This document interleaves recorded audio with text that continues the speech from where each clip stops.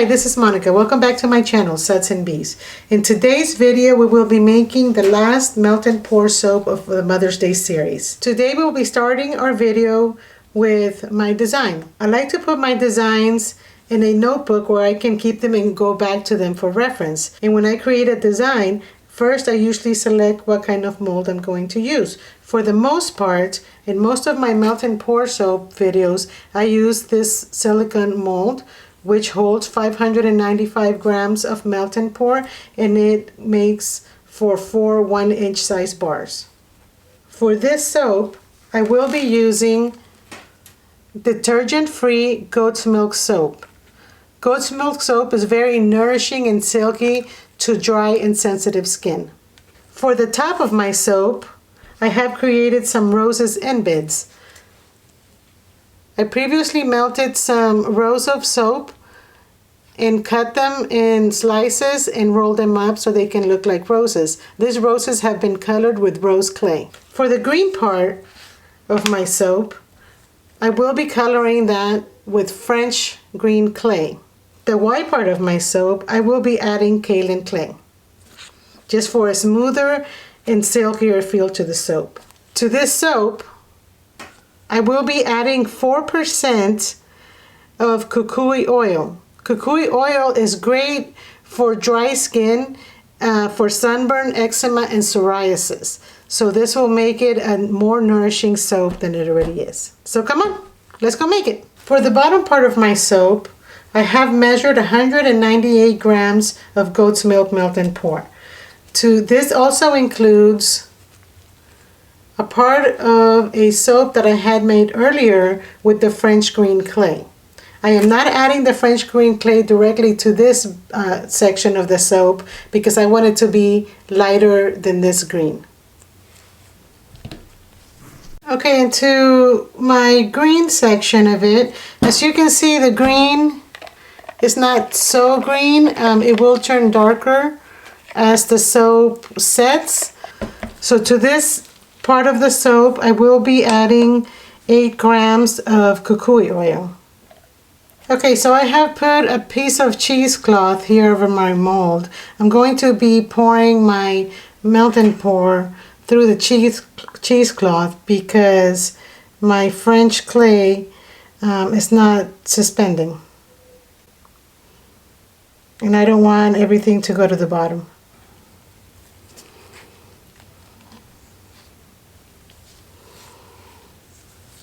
Okay, here I have 396 grams of goat's milk. To this I will be adding 16 grams of kukui oil. And I'm just going to add it before I melt it because it really makes no difference. And once this is melted, I will be adding 1 teaspoon of kaolin clay that I have dissolved in 99% alcohol. Okay, so I've been trying to press on the green part of the soap with my thumb because I wanted to have indents. Okay, so I'm going to go ahead and pour my white, and we are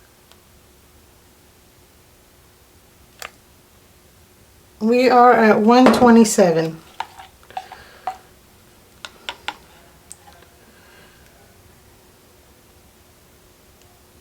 I'm going to go ahead and spray it and let it set for a little bit. I'm having kind of a change of heart on my design. I have a little bit of melt and pour with wheatgrass powder that I was testing earlier. And it's such a small amount that I could actually use it in this design. So we'll be back. Okay, so I've warmed up the small piece that I had of melt and pour, which is goat's milk, detergent free as well, with wheatgrass powder. So what I want to do is I want to pour some of this in there and hopefully it'll sip through.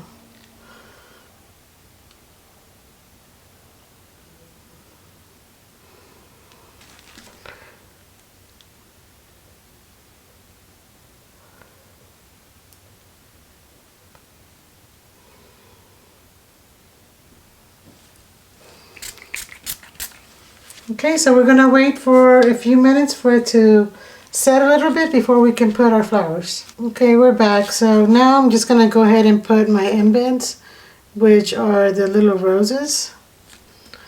So I'm going to put 1 per bar. Okay, I'm going to have to hold this guy. And spray them all. Okay, and I'll let this dry for maybe a couple hours, and I'll come back and we'll put the little green design. Okay, so this is pretty much set. So what I'm doing is I grab the skewer and I'm just creating a little road on here where I'm later going to drop in some green melt and pour. So I'm going to do that for every bar.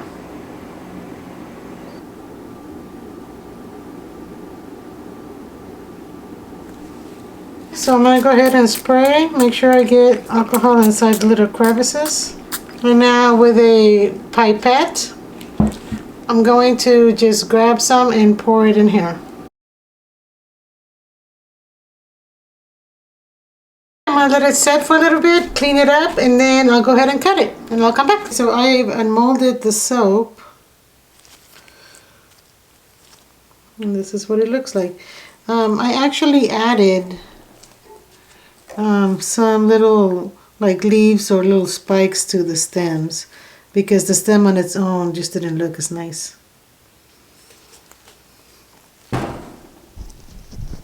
Okay, so I'm going to go ahead and cut the soap with my handy dandy cutter. So it's been setting for about, I want to say 2.5 hours. I didn't want to wait too long because I didn't want the soap to get too hard before I could cut it.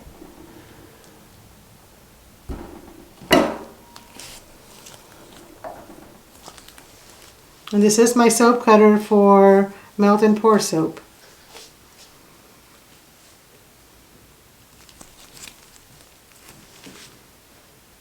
What I poured inside didn't really come through, so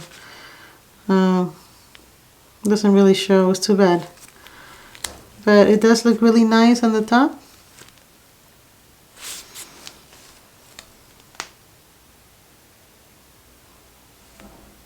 Get you a closer look. No fragrance and covered with clay. Thank you for watching. See you next time.